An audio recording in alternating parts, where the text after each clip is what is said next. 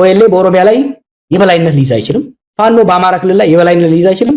ህወሓት በትግራይ ላይ የበላይነት ብቸኛው ሆኖ መቀጠል አይችልም እንደ ድሮ። ወርሲን ተቻለች አሁን ወርሲን እኮ። ስለዚህ ህዝባችንም ስጋቱን ቆጠብ ያድርገው፣ የታጠቁ ወንድሞቻችንም ቀረርቷቸውን ቆጠብ ያድርጉ።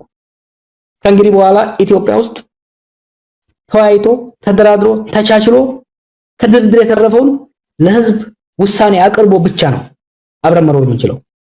ይሄ ነው ሰሪ ጆር እንደው ይህን ጥያቄ ሳላነሳ አላልፍም። ይሄ ምክክር ኮሚሽኑን በተመለከተ ነው። እንግዲህ ምክክር ኮሚሽኑ አንድም በእናንተ ላይ ከሚቀርቡ ትችቶች አንዱ አገዛዙ በዚህ ደረጃ ርቀት ሄዶ ነገሮች በንግግር በምክክር ይፈቱ ብሎ ባህር ማዶ ድረስ ሰዎችን እየላከ በዚህ ደረጃ ከፍተኛ ርብርብ እያደረገ እናንተ ሌላኛውን መንገድ ነው የመረጣችሁት በሚልም ትወቀሳላችሁ። እናንተንም በዓለም አቀፉ ማህበረሰብ ለማሳጣት እንደ የምክክሩን ኮሚሽን እንቅስቃሴ እንደ አንድ መሳሪያም እየተጠቀመው ነው።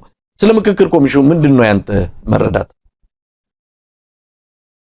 እኔንና ልደቱንና ገዱን ለማግኘት እኮ ወይም ደግሞ ሌሎቹን ለማግኘት ይልቃልን ለማግኘት ዋሽንግተን እኮ መምጣት አልነበረበትም።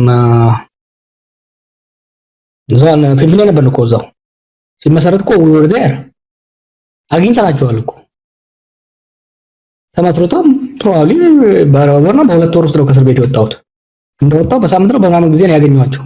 ቤቴ ጋብዤ አብረን ቁጭ ብለን ለሰዓታት ተወያየን።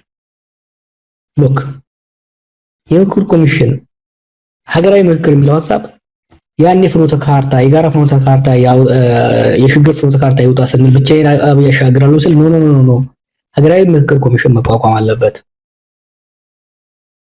በሀገራችን ውስጥ ያሉ ልዩነቶች በምክክር ፈር መያዝ አለባቸው ስንል ነበር።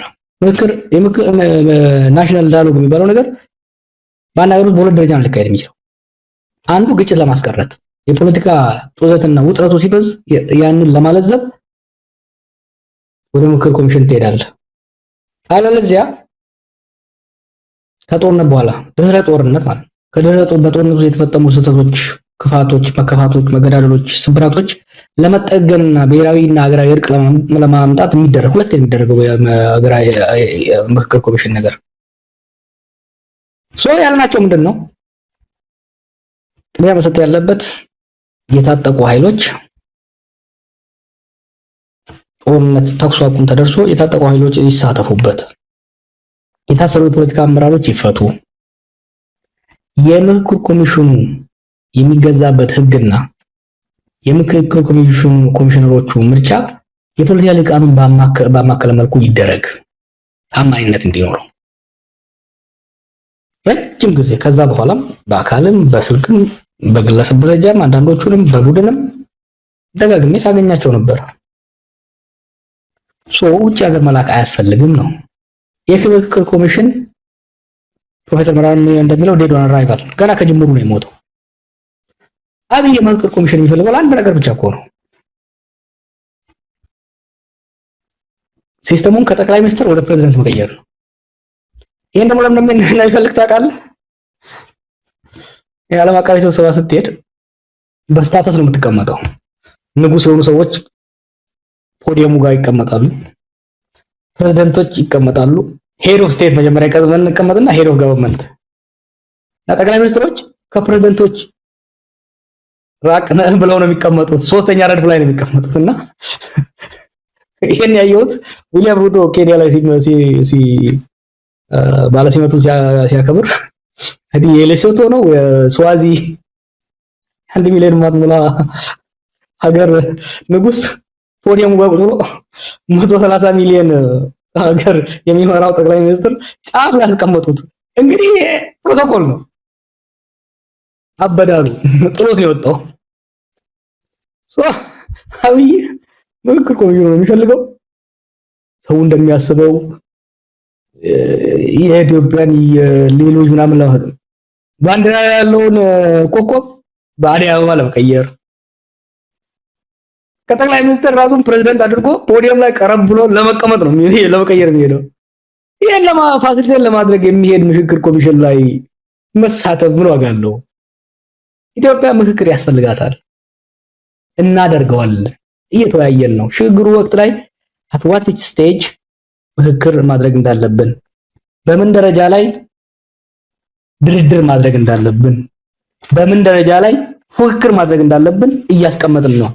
ፍኖተ ካርታ እየነደፍን ነው። በውይይት እናደርገዋለን። እውነተኛ የሆነ ገና ከጅምሩ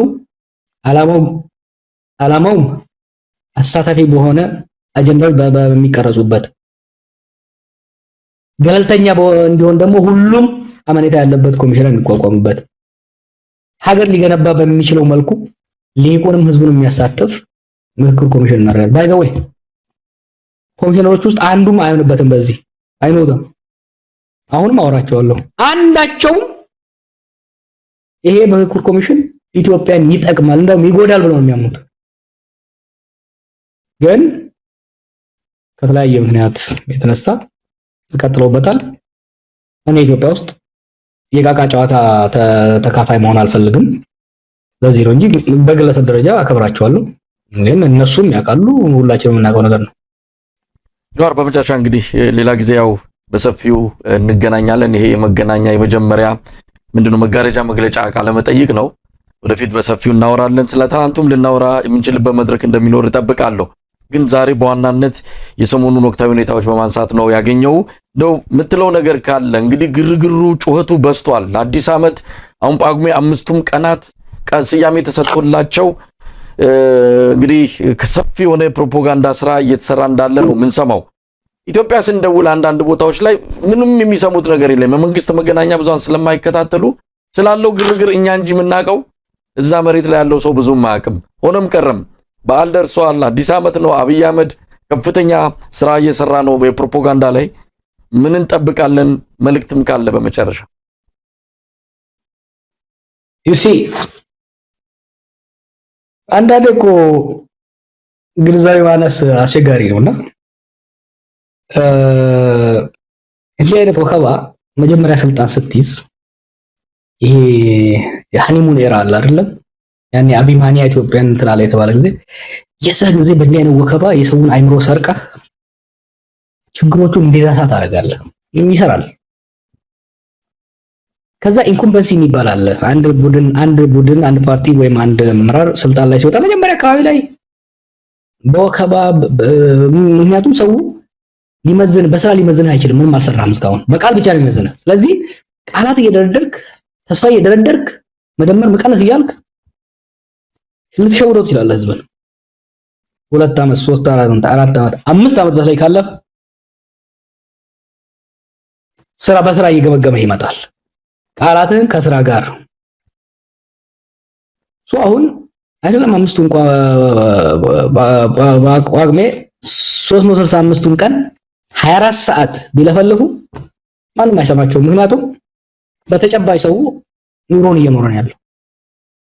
አብዮቶ ሚራክል ኢኮኖሚ ሲኖር ሲል ቤት ውስጥ ዳቦ አጣ የምታለቅስ ህፃን አለች፣ ወተት አጣ የምታለቅስ ህፃን አለች። ልጁን ትምህርት ቤት መላክ ያልቻለ፣ ልብስ ጫማ መቀየር ያልቻለ፣ ቡሌ የሚበላ አስተማሪና ዶክተር አለ። ፕራክቲካሊ አብይ በፕራክቲካሊ ተፈትኗል። አይደለም እንደ አብይ ሀገርን ያፈራረሰ ሰው ተውና በዲሞክራሲያዊ ሀገር በሆነ ሀገር ውስጥ ኢንኩምበንት ስትሆን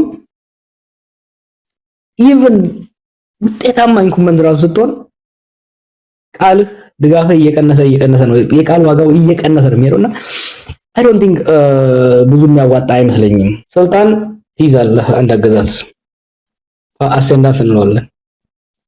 ከዛ ኮንሶሊዴት ታደርጋለህ ወይ በጉልበት ወይ በህዝብ ፈቃድ። ከዛ ፕሮቴክት ፕሪዘርቬሽን ውስጥ ገባለህ። ከዛ ዲኬይ ነው የሚያደርገው። አብይ በ7 ዓመቱ ከኮንሶሊዴሽን ወደ ዲኬይ ነው ሄደው። የስርዓቱ ኢኮኖሚያዊ፣ የጸጥታ፣ የፖለቲካ ዲፕሎማሲ አንድም ማህበረሰብ አብይ የኔ ነው ብሎ አብይ የሚተማመንበት አንድም ማህበረሰብ የለም። ፖለቲካ ማህበረሰብ ኮንስቲትዩንሲ የለም። ሊተማመንበት የሚችል የሴኩሪቲ ኃይል የለም። ሰዎችን ሊገዛም ሆነ ህዝብን ሊያታልልበት የሚችል የኢኮኖሚ አቅም የለም። so he is in decay ብንቶ ይወድቃል። ይሄ 50 30 20 ምለው ነገር አለ። ብንተው ራሱ የሚወርቅ ስርዓት ነው። ሶ ይሄ ወከባ ብዙም አያሳስበኝም። እኛም ስራችንን እንሰራለን። ዲፌንሲቭ ላይ ናቸው አሁን እነሱ 85ኛ ደቂቃ ውስጥ ነው ያለነው ወይ ሜቢ ከዛ በላይ በየሰከንዷ ጎሉ ላይ ማኖ ይነካሉ because we are keeping pressure on them። እኛ ኳሷን ማስገባቱን እንቀጥላለን። መጨረሻ ላይ ፊሽካው ይነፋል። ከፊሽካው በኋላ ደግሞ ሌላ ነገር ይመጣል ማለት ነው። አመሰግናለሁ መሳይ። good to be back with you። በጣም አመሰግናለሁ ጃዋር። እንግዲህ ተገናኝተናል። ወደፊትም በኢትዮጵያ ወቅታዊ ጉዳይ ላይ በተለይ በእናንተ እንቅስቃሴ ዙሪያ ህዝቡ ማወቅ የሚገባቸውን ነገሮች እናንተን እንግዳ እያደረግን እያቀረብን ከህዝቡ ጋርም እንድትገናኙ እናደርጋለን። ለአሁኑ በአንከር ሚዲያ ታዳሚዎች ስም ከልብ ነው አመሰግናለሁ።